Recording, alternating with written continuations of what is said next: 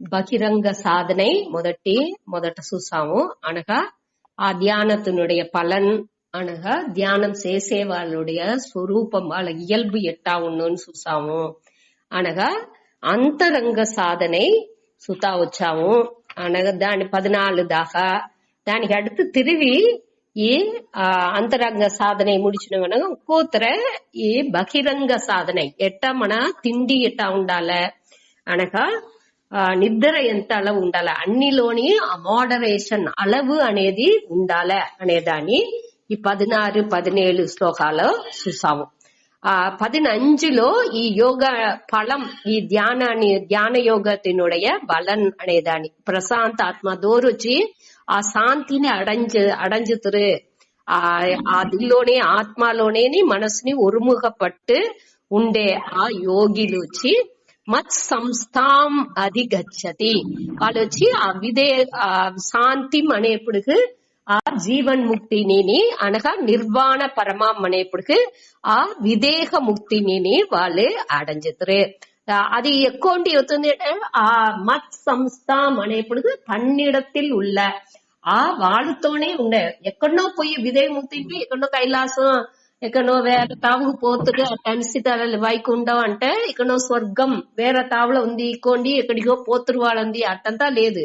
మనకు రోగనేని ఆత్మని ఏవ ఆత్మనా తుష్టక. నాకు రోగనే నన్ను బాగా ఆ ఆనందాన్ని, నాకు రోగం ఉండే ఆ స్వరూప ఆనందాల్లో నేను తెలచుతున్నా అనేదే ఇక్కడ చెప్పారు.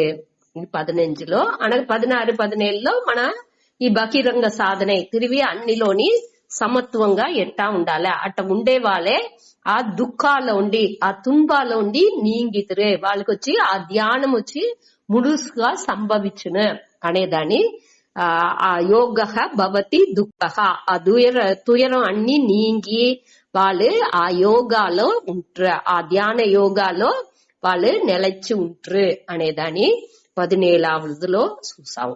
సరే, ఇప్పుడు 18, 19లో ఇంకా వచ్చేదిలో ధ్యాన స్వరూపం అనే టాపిక్ కొత్తగా రాబోతుంది. మనం మొదటనే ఇంట్రొడక్షన్ లో చూసిందాము. మన బహిరంగ సాధన, అంతరంగ సాధన అనగా ధ్యాన స్వరూపం, ధ్యాన పలన్, ఈ 4 టాపిక్ దీనిలో మార్చి వచ్చును అనేదాన్ని చూసాము. దానిలో ఇప్పుడు ధ్యాన స్వరూపం అనే టాపిక్, అதாவது ధ్యాన స్వరూపం అంటే ఎట్టా మారి ధ్యానం చెయ్యాలి, ఆ ప్రాసెస్ செயல் முறை అనేవి ఆ మురైని పట్టి ఇక్కడ చెప్పారు. 18, 19లో ఈ ధ్యాన మురై పற்றி మన చూడపోయాము. దీనిలో ఆ ధ్యానం ముదిర్ந்த நிலைக்கு పోయేప్పటికి ఆ యోగి, ధ్యాన యోగి ఎట్టా మాదిరి ఉంట్రు అనేదాన్ని కూడా ఉదాహరణ మూలంగా 19వ శ్లోకాలో చెప్పారు. ఈ 2 శ్లోకం చూడవు ముందాటి ఒక చిన్నగా ఒక అవుట్లైన్, అదావదు పతంజలి యోగ సూత్రం అటనిసి పతంజలి మునివర్ రాసిన ఆ యోగ సూత్రాన్ని పట్టి ఒక లైట్ గా ఒక అవుట్లైన్ చూతాడి. అది చూసిన వెనక దీన్ని చూసినామంటే ఇంకా కొంచెం మనకు తెలివా ఉన్నాడే. దాని స్వామి అట్టనే ఎత్తుపోయిండారు, దాని నుంచి మనాని అదే మరి లైట్ గా చూతాడు. అదావదు ఈ పతంజలి మునివర్ అనే అతడు ఈ యోగా అనేదాన్ని, ఆ యోగ ఫిలాసఫీని అతను రాసిండారు. కాబట్టి అది వచ్చి అంత ముఖ్యత్వం శంకరరియలేదు. ఈ ప్రాక్టీస్ ఎట్టా ధ్యానం మన ప్రాక్టీస్ చెయ్యాలి దానికి అన్నిలోనే వ్యాసర్ అందరినేని శంకరర్ అందరినేని దానికి పతంజలినుடைய ఆ ధ్యానం చేసే మురైలు అష్టాంగ యోగం అంటారు. దాన్ని అష్ట అంగ యోగం. అష్ట అంటే 8 పడితరాలో అది ఎట్టా ధ్యానాన్ని మనం చెయ్యాలి, ఏమి దానిలో చెయ్యాలి అనే దానిలో అతను చెప్పిండారు. దాని వచ్చి క్లీన్ గా ఇది మన పురుచుకున్నా అంటే ఇంకా ఈ ధ్యానం చేసేప్పటికి మనకు అதாவது ఇంటగ్రిటీ, అதாவது అన్నిని ఎనచ్చి పని చేసేదానికి ఈ ఒళ్ళు, మనసు, బుద్ధి, పులన్లు అన్నినేని ஒருங்கிணைஞ்சு பணி செய்யால. ఒక ఏ செயல் చేసినాலும் దానిలో ఆ ఒరుంగినైదల్ అన్నిని ఒక్కొక్కటిని ఒక్కొక్క దీన్ని ఎంచుకుంటా అని అట్ట ఉండేదానికినా అన్ని విషయాలు మన ఒంట ఉండే అన్ని విషయాలని ఒకే దిల్లో ఫోకస్ అవి ఆ ఒరుంగినించి ఆ పని చేసేదానికి ఈ మురై ఆఫ్ ఇట మాది మురైలో ధ్యానం చేసినామంటే వద్దే సౌర్యంగాని ఈజీగాని మన ఆ నిలైకి సకావచ్చు. అదే ఇక్కడ వద్దే ముఖ్యం. దానించి దీనిని మన లైట్ గా చూతాడి. ఆ ఇంటగ్రేషన్ కి ఇది బాగా హెల్ప్ చేస్తుంది. అష్టాంగ యోగం అనేది అన్ని ఉరుపులని మన ప్రాణను, ఇంద్రియాలు, మనసు, బుద్ధి అన్ని విషయాలనేని ఒరుంగినంచి செயல்பడేదానికి ఈ 8 పడికలు వచ్చి వద్దే ఉపయోగంగా ఉన్ను అనే దానిచి దీని చెప్పారు. దాని చూతాడి.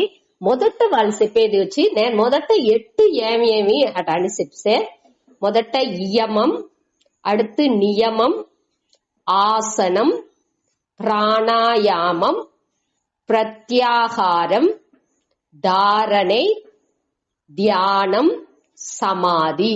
ఇంకొకరు చెప్పే ఇయమం, నియమం, ఆసనం, ప్రాణాయామం, ప్రత్యాహారం, ధారణై, ధ్యానం, సమాధి. ఇట 8 ఇదిగా 8 లెవెల్ గా చెప్పిండారు. ఇయమం నియమం అనేది వచ్చి మన దిల్లో బహిరంగ సాధనే చూసామేగా అదే ఇక్కడ ఇయమం నియమం అటానిసి చెప్పారు. ఇయమం అనేదిలో 5 చెప్పారు. எது எதுன்ட்டா మన செய்யக்கூடாது டூஸ் அண்ட் டோன்ட்ஸ். அதாவது మన வாழ்க்கைలో మన ఏర్కనవే బహిరంగ సాధన చెప్పినామిగా ఈ ధ్యాన వేళ పోక కొదవ గెల్లు మన வாழ்க்கை మురై ఎట్టా ఉండాల అనేదాన్ని చెప్పేదే ఈ బహిరంగ సాధనే. దానిలో ముఖ్యంగా ఇయమాల్లో వాళ్ళు ఏం చెప్పారు, పతంజలి ఏం చెప్పారు అంటే ఈ సొసైటీలో సముదాయాల్లో మన మూవ్ చేసేప్పుడు தொடர்பு కాంటాక్ట్ పెట్టేప్పుడు మన ఏమి దీన్ని చెయ్యకూడదు అనేదాన్ని చెప్పారు. దాన్ని చెయ్యకూడదు అనేదాన్ని దానిలో ఆ 5 విధమైన ఒழுக்காలు చెప్పి దీన్ని మెయిన్ గా చేసినాముంటేనేని దానిలో ఒక్కటిని కరెక్ట్ పిన్బట్టుతనేని మన అన్ని ఒழுக்காనేని వాళ్ళకి వస్తుందంట. ఇది వచ్చి వద్దే ముఖ్యం. మన வாழ்க்கைలో మన ఏం చేస్తా ఉండావో ఈ 5 ఉందా సముదాయాల మన தொடர்பு పెట్టేప్పుడు ఈ 5ని మన ఫాలో చేసేమా అనే ఆ గమనం ఉంటేనేని మన வாழ்க்கை అదిగానే తనచ్చుగానేని ఆ వழிமுறைకి వస్తుంది. ఏ పాత్ ఆ లక్ష్యాన్ని నోకి అది వచ్చిందుకు ఆరంభిస్తుంది. ఇది స్వామి గురుపురానంద పతంజలి యోగ సూత్రం అనేది తనిగా ఇది ఉంది వెబ్సైట్ లో, యూట్యూబ్ లో. మీరు దాని కూడా వింటే ఇంకా కొంచెం బాగా మనకు అది ఎంబడవును మనసులో. సరే, ఇయమం అనేదిలో ఏం 5 ఉంది అంటే 5ని మొదట చెప్తే 5 వచ్చి మొదటిది వచ్చి అహింసై துன்புறுத்தாமை. அஹிம்சா. அடுத்து சத்தியம், அதாவது பொய் சொல்லாமை. சத்தியம், அஹிம்சை, சத்தியம். அஸ்தேயம், அஸ்தேயம் திருடாமை. அஸ்தேயம். మొదటిది అహింస. அடுத்து అహింసை అనేది துன்புறுத்தாமை. அடுத்தது சத்தியம், பொய் பேசாமை. அஸ்தேயம், திருடாமை. 4வது బ్రహ్మచర్యం. బ్రహ్మచర్యం అంటే మీకు తెలుసుని ఏర్కనవే మన ఇప్పుడే నిన్న క్లాస్ లో లాస్ట్ క్లాస్ లో బ్రహ్మచర్య వృతే స్థితాహ అనేదాన్ని చూసాము. ఆ బ్రహ్మని పట్టియ సింధనేలోనే ఉండేది. వేరే కచ్చాబిచ్చా ఎంచకుండా వేరే దీన్ని నోకి మనస్సుని సెడుతకుండా దానిలోనే ఉండేది. అది బ్రహ్మచర్యం. அடுத்து అపరిగ్రహం. ఇది కూడా మనం చూసాము. అపరిగ్రహం అనే వార్తై ఏ శ్లోకాలు చూసాము? గేఫ్ ఉందా దొరుకునా? ఇప్పుడే చూసాము, 2-3 దినాల ముందే చూసాము.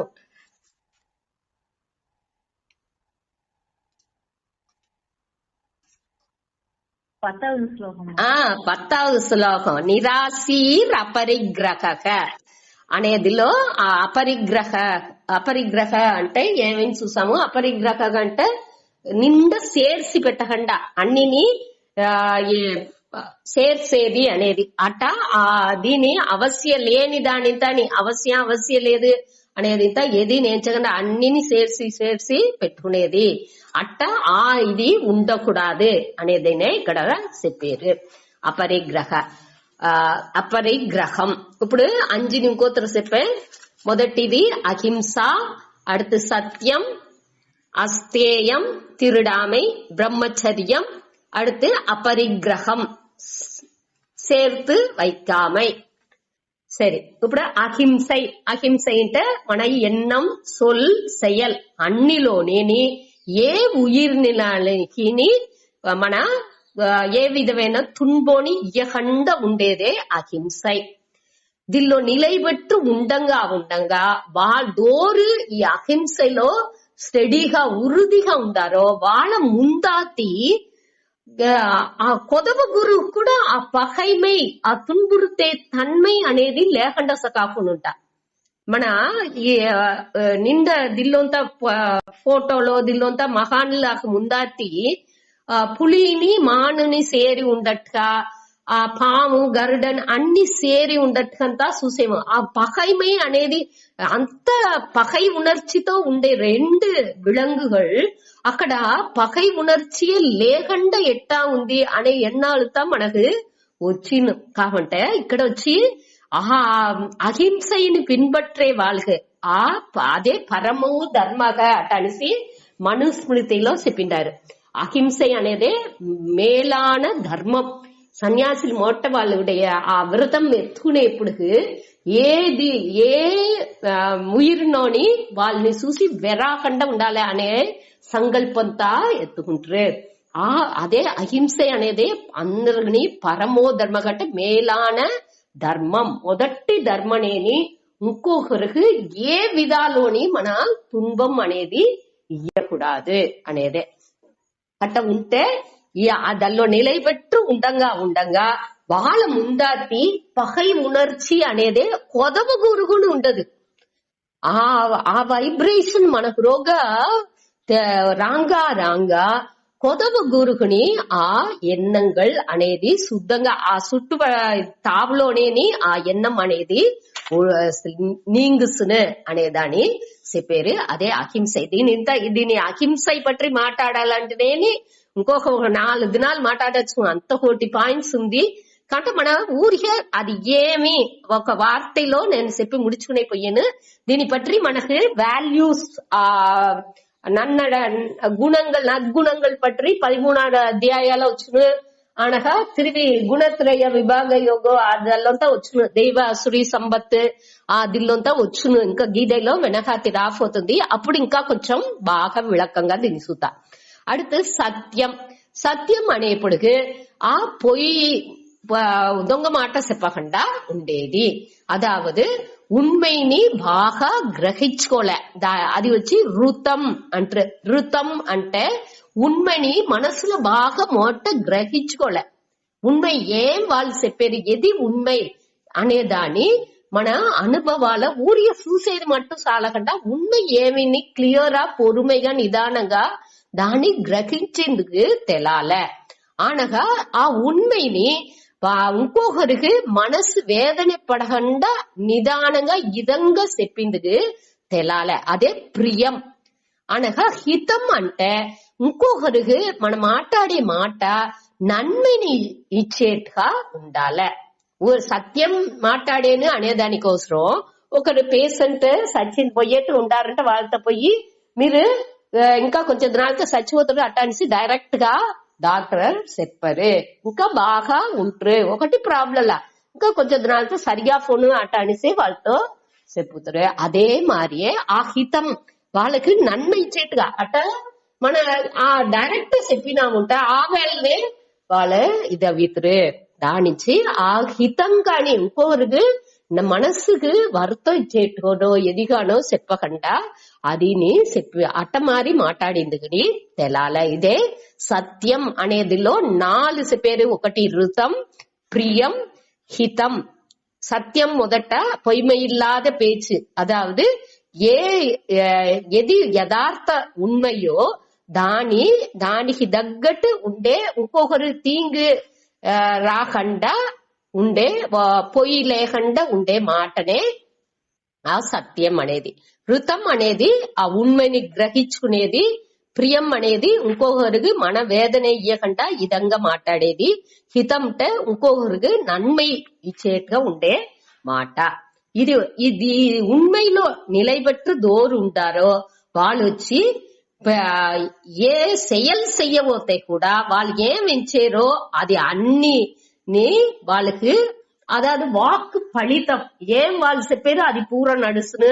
వాళ్ళు ఏం ఎంచారో అది కూడా దానికోసం వాళ్ళు చెయ్యలు కూడా చెయ్యాల్సిందిలా செயல் செய்யகண்டனேని ఆ వాళ్ళు ఏం ఎంచారో అదింతా అడంజే ఆ ఆற்றల్ని వాళ్ళకి తవుళ్ళు అనేదాన్ని చెప్పారు. அடுத்து వచ్చి అస్తేయం. అస్తేయం అంటే తిరుడామై. మన ఏం దొంగలిస్తా అన్నా ఉంటాము, దేనికి తిరుడామై చెప్పిండారు అంటే తిరుడామై అనేది మన సింపుల్ గా దొంగలిచ్చేది, ఇంకొకరి పొరుల్ని ఇంకొకరికి తెలాగంట ఎత్తేది అనేది మట్టునే మన అస్తేయం తిరుడామై నించేము. కావంటే ఈ స్వామి చెప్పేదిలో ఏం చెప్పారంటే ఇంకొకరుడే అనుమతి లేకుండా వాళ్ళ పొరుల్ని ఉపయోగించేది కూడా దొంగతననే. వాళ్ళకి తెలాకుండా ఉపయోగించేది కూడా తప్పే. వాళ్ళ అనుమతి లేకుండా మన ఉపయోగించేది అనగా మనతో దూరన పని చేసేరుంటే వాళ్ళ ఉழைப்புకు తగ్గట్టు వాళ్ళకి ఊదియం ఇయ్యకుండా మన దాన్ని తక్కువ చేసి ఇచ్చేదో అటమారి ఉండేది కూడా ఆ తిరుడామైలో వచ్చింది. ఇటమారి మన ఏకపట్ట విషయాలు ఇందులో చెప్పిండారు. మన తేవకి అధికంగా చేర్చి పెట్టేది, చేర్చిన ఆ పొరుల్లాని యూజ్ చేయకుండా పెట్టుకునేది అటమారి ఇది కూడా దొంగతననే అటానిసి చెప్పారు. మన 4వ అధ్యాయంలో చూసామి ఆ యజ్ఞాలో మిగతా ఈ పంచమహాయజ్ఞాలు చేసి దాని వెనక ఉండే మిగతా ఉండేదానియే మన యూజ్ చేసుకోలే. అట్ట దోరు చెయ్యలేదో వాళ్ళు దొంగ అటనిసి మన గీదలో కూడా చూసిండాము. అదే దీనే తిరుడామై అనేసి చెప్పారు. మన తిరుడామై అంటే దూరం ఇంత పోయి దొంగలిచ్చేది ఆ దొంగ అనేటంతా చెప్పేము. అది మట్టుం దొంగతనం లేదు. ఇప్పుడు మన చేసే ఎన్నో విషయాలు మన ఇంకొకరుடைய అనుమతి లేకుండా చేసేది అనగా ఇంకొకరు మన తేవకి అధికంగా చేర్చి పెట్టేది అనగా చేర్చిన పొరుల్ని భయంపడుతకుండా ఉడిసేది ఇట మారింతని ఏకపట్ట విషయాలు ఈ దొంగతనాలని అడంగును అనేట్టుగా సావిసి పేరు. అనగా அடுத்து బ్రహ్మచర్యం. ఇట మనకు ఉళచ్చకుండా మన ఏ పొరుల్ని మనకు చేర్చి పెట్టినా ఉంటాయి అది వచ్చి మనకు ఒట్టదు అనే దానిని మన పురించుకోలే. మనాన్ని పురించుకోలే, మనతో కూడా ఉండేవాళ్ళు మన బిడలాకుని దాన్ని పురించబెట్టాలే. ఆ దల్లో ప్రతిష్టగా ఉండేప్పుడు దోరు దల్లో ఉరుదిగా ఉండారో వాళ్ళు వచ్చి క్రియాఫల ఆశ్రయత్వం. అదాவது ఈ களவு దల్లో களவு செய்யாமை అదాவது తిరుడామై అనే దీనిలో నిలై పెట్టిన యోగికి అన్ని సెల్వాలని వచ్చి చేరునుట, అదిగా వచ్చి చేరునుట. వాంటిదని వానికి చెయ్యాల్సిన ఒకటి లేదు, అదిగానే అన్ని సెల్వాళ్ళు వానికి వచ్చి చేరును అనేది దాని బలంగా చెప్పారు. அடுத்து బ్రహ్మచర్యం.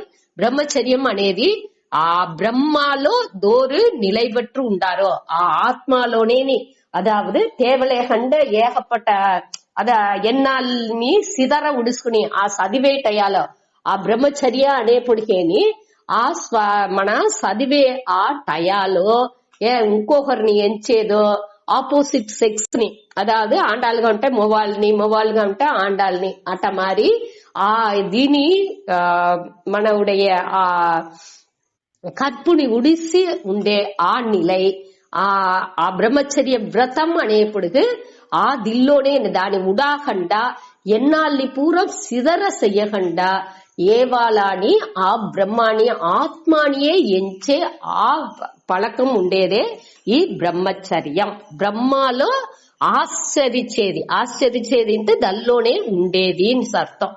ఇట్ట ఉండే వాళ్ళకి గ్రహించే శక్తి, నిனைவாற்றல், ఉడల్ ఉరుది, మనుషులని అన్ని వశీకరించే ఆ శక్తి అది ఇంత వచ్చును. ఇప్పుడు వివేకానందర్ వాళ్ళింత మనం చూసేవిక వాళ్ళకి ఎంత నిனைவாற்றல் ఉండింది, ఎట్ట ఉడల్ ఉరుది ఉన్నది అనగా మక్కల్ని అందరినేని ఇప్పుడు కూడా అతన్ని మనంతా చూసిందే లేదు. కాబట్టి వివేకానందర్ అంటనేని మనకు రోగ ఒక ఉణర్వు తోండుతుంది. దేనించి ఆ వశీకరించే తన్మయి అతనికి ఆ బ్రహ్మచర్య నుంచే వాళ్ళకి వచ్చింది.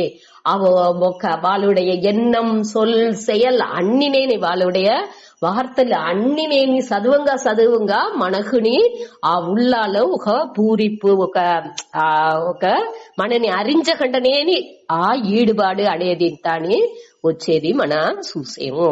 అది దేనించి అంటే ఆ బ్రహ్మచర్య నుంచే. సరే, அடுத்தது వచ్చి అపరిగ్రహం అనేది వచ్చి మనకు అవశ్యం లేనిది అవశ్యం అనేది ఎది అవశ్యం ఎది అవశ్యం లేదు అనేదే మన నుంచి మోట పురించుకుందుకు వెళ్ళవాలి. దీన్ని ఏర్కనవే చూసిందాము. మన అన్నినే ఇప్పుడు ముందటి కాలాల్లో ఏది అవశ్యం లేదని ఉన్నదా అది పూరా ఇప్పుడు మనకు అవశ్యంగా అవిసింది. మన ఇప్పుడు ఫ్రిడ్జ్ లేకంటే ఉండిందో లేదు, మిక్సీ లేకపోతే ఒకటి చేసిందో లేదు, అట అన్ని ఇది లేకపోతే మన వాళ్ళకనే ఏమో పోయినట్టుగా మన ఏమో ఏది ఉంటనాలం లేకపోతనాలం అది మన నుంచి చేసిందో వెళ్ళవునా అనేదే అక్కడ ముఖ్యమైన ఇది రావలే. అదావదు ఆ వైరాగ్యం మొదట ఆ వివేకం ఉండాల. ఇది ఎది ముఖ్యం ఎది తేవలేదు ఎది ఉంటనాలం మన ఏற்கனவே చూసిందాము. సన్యాసిలాకు ఈ ఒళ్ళేని వాళ్ళకి అవశ్యం లేదు, ఇదేని లగ్జరీగా వాళ్ళు ఎంచేరు. ఈ ఒళ్ళు బాగా ఆరోగ్యంగా ఉండే ఈ ఒళ్ళు కూడా వాళ్ళకి లగ్జరీగా తెలుస్తుంది. మనకు వచ్చి బయట ఉండే పొరుళ్ళే లగ్జరీగా తెలుస్తుంది, జ్ఞానికి ఈ ఒళ్ళేని లగ్జరీగా తెలుస్తుంది. లగ్జరీ అంటే தேவைக்கு అపరిదமான ఒక భోగాన్ని ఇచ్చే విషయంగా వాళ్ళకి తెలుస్తుంది.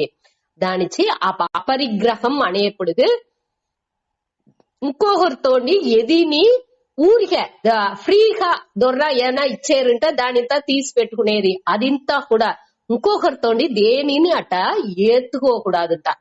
అట ఏత్తుకోకుండా ఉండంగా మనవుடைய ముற்பிறவியினுடைய நினைவு தான் మనకు వచ్చును. అపరిగ్రహాల్లో దోరు స్థిరంగా ఉంటారో వాళ్ళకి ఆ పాంత నిனைవులు తాని క్లియరా ఉన్ను అనేదాన్ని చెప్పారు పతంజలి. ఇది తాని యాక్చువల్గా వాళ్ళు బలంలాని చెప్పిండారే తవర మన వచ్చి ఆ బలాన్ని మట్టు ఎంచుకు దానికోసం వర్క్ చేసేదానికి నాని దాని ప్యూర్ గా ఏదైనా ఒక ఈ విషయాల్ని మనం దీన్ని ఫాలో చెయ్యంగా మనకు రోగ అన్ని మంచిదిని తనచ్చుగా వచ్చింది ఆరంభించును. ఇది వచ్చి యమంలో చూసాము. அடுத்து నియమం అనేది వచ్చి శౌచం దానిలో 5 ఉంది. ఏది మన ఈ విషయాల్లో ఏం చేసేముంటే ఈ విషయాలు అన్నినేది ఏమవుతుంది అంటే ఈ శౌచ ఇది వచ్చి నియమం వచ్చి ఏం చేయాలి, మన సముదాయాల్లో అందరితో తొడర్బు పెట్టేప్పటికి మన ఫాలో చేయాల్సిన గుణాలు. ఈ శౌచం అనే ఈ నియమం మనకు రోగ అదాదు మన మనస్సుని మన క్లియర్ తూய்மை చేసుకుందుకు చేసే విషయం.